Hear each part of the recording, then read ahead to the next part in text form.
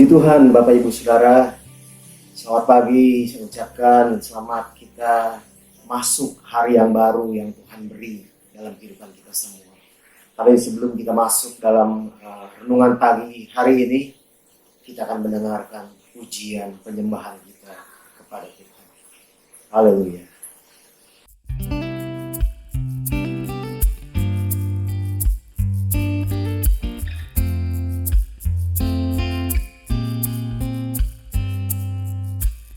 Kami yang telah ditebus dengan darah yang kudus, mengangkat pujian bagimu.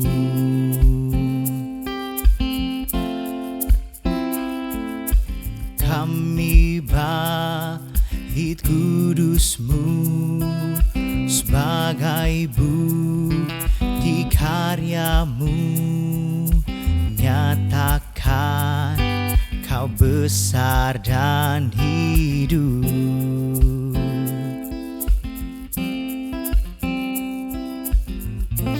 Berlari sampai tujuan, mendapatkan mahkota kekal. Kami terima kuasa-Mu Tuhan, kami terima kemenangan yang Engkau sediakan. Tuh kami bawa di setiap langkah, dimanapun kami berdiri, kemanapun kami kan pergi, di situ pasti mujizat-Mu terjadi.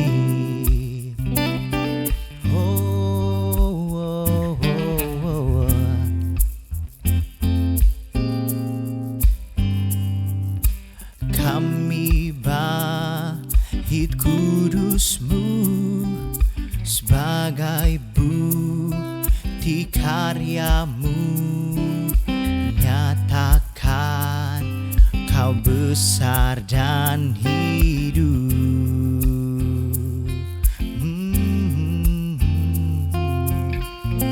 Berlari sampai tujuan,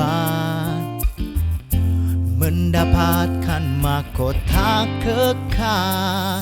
Kami terima kuasa-Mu Tuhan, kami terima kemenangan yang Engkau sediakan. Tuh kami bawa di setiap langkah, dimanapun kami berdiri, kemanapun kami kan pergi, di situ pasti mujizat-Mu terjadi.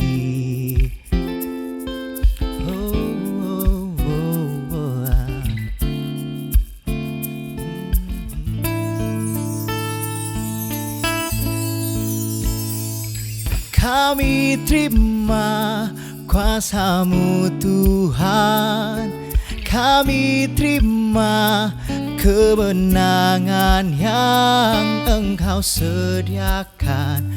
Tuh kami bawa di setiap langkah, dimanapun kami berdiri, kemanapun kami kan pergi, di situ pasti mujizat-Mu terjadi. Di situ pasti mujizat-Mu terjadi. Bapa kami dalam surga, kami mengucap syukur buat pagi hari ini. Hari yang indah yang Tuhan beri dalam kehidupan kami. Sehingga kami boleh bangun dengan kekuatan, kesehatan yang daripada Tuhan. Dan kami boleh menikmati hari ini. Tapi sebelum kami melakukan segala aktivitas kami mau mendengarkan renungan firman-Mu yang akan menjadi bekal dalam kehidupan kami masuki hari yang baru ini. Terpuji nama Tuhan, dalam nama Tuhan Yesus kami berdoa mengucap syukur. Haleluya. Amin. Puji Tuhan saudara, hari ini tema dari renungan pagi saya dapatkan dengan tema bersinergi dalam pelayanan. Saudara, apa arti kata sinergi, bersinergi saudara? Saya tulis seperti ini. Bersinergi adalah bentuk dari sebuah proses atau interaktif yang menghasilkan suatu keseimbangan yang harmonis sehingga menghasilkan sesuatu yang optimum. Jadi gitu saudara.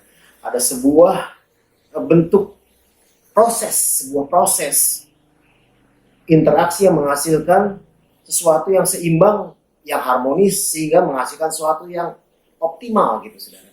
Jadi ada sebuah proses ini, bersinergi itu adalah sebuah proses. Nah saudara, pemerintah Indonesia pada saat-saat seperti ini sedang menggalangkan bersinergi ini saudara.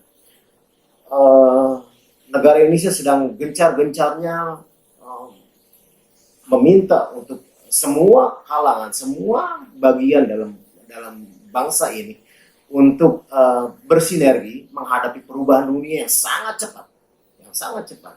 Semua lapisan masyarakat, lintas budaya, lintas angkatan, lintas usia, dan lintas sebagainya sedang didorong untuk bersinergi menjadi Indonesia sebagai negara yang kuat, negara yang besar, dan negara yang sentosa seharusnya, negara yang bisa menjadi kebanggaan buat kita semua. Nah itu yang terjadi dalam pemerintahan saudara, karena memang perubahan itu begitu cepat sekarang sedang terjadi. Nah saudara, di dalam Alkitab saya mempunyai satu contoh saudara, bagaimana bersinergi ini kemudian menghasilkan sesuatu yang besar saudara.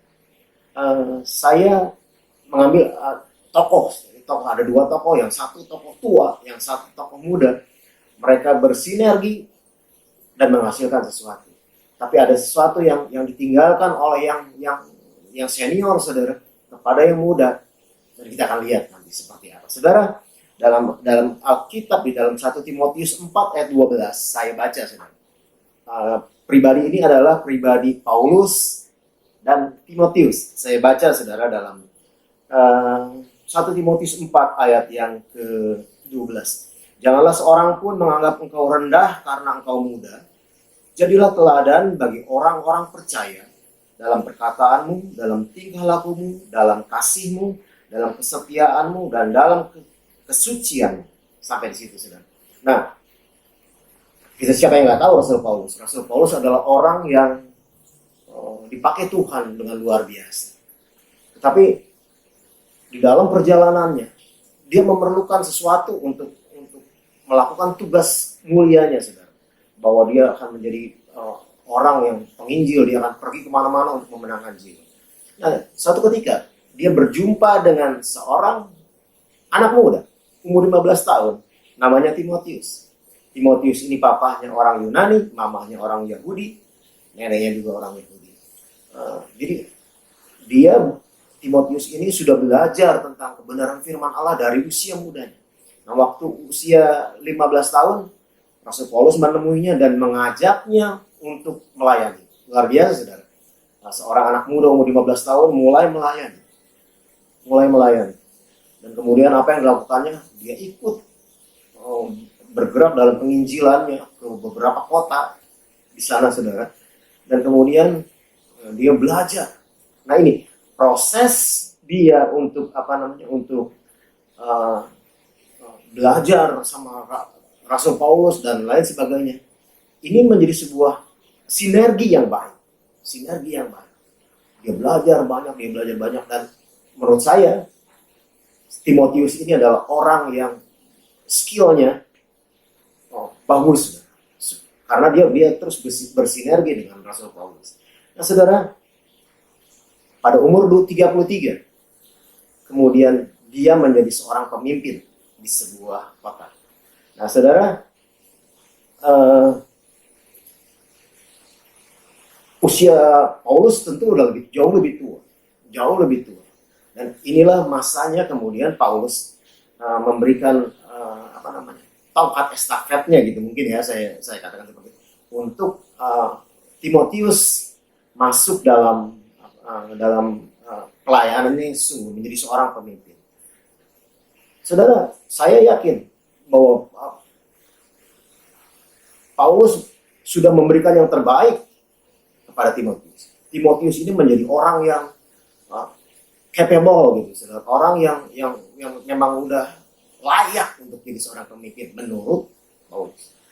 Tetapi Timotius sering merasa bahwa hidupnya ini masih terlalu muda. Belum bisa apa-apa. Seringkali seperti itu. Nah, saudara, apa yang Rasul Paulus nasihatkan? Sekali lagi saya ingin katakan, nasihatkan seperti itu.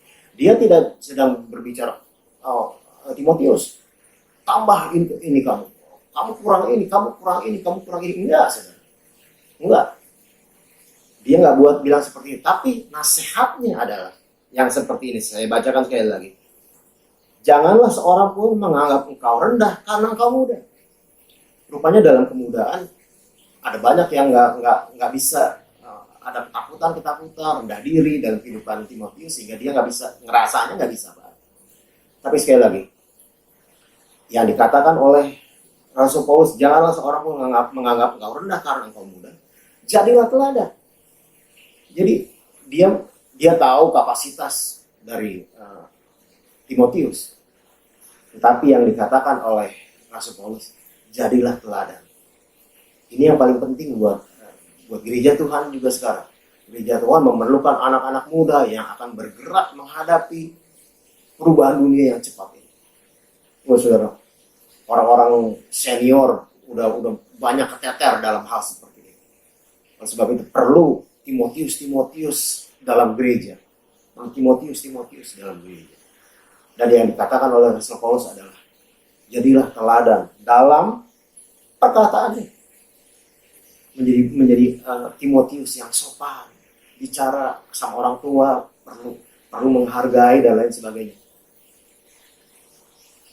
Selanjutnya teladan. Jadi menjadi teladan dalam perkataan, tingkah laku, dalam kasih, dalam kesetiaan, dalam kesucian.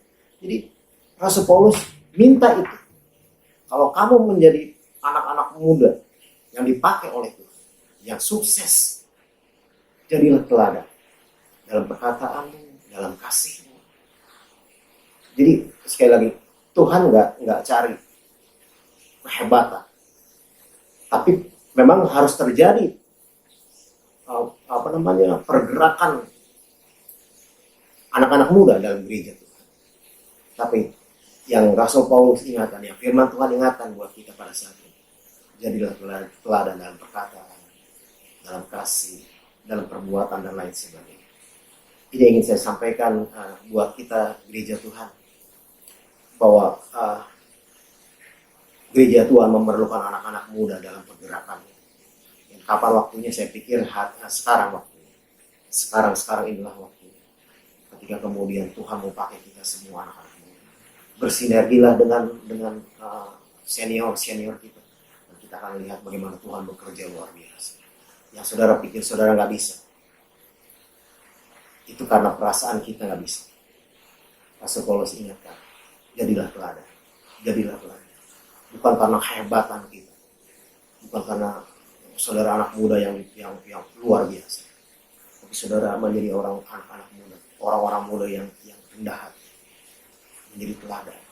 Saya rasa itu yang ingin saya sampaikan melalui renungan kita pagi hari ini.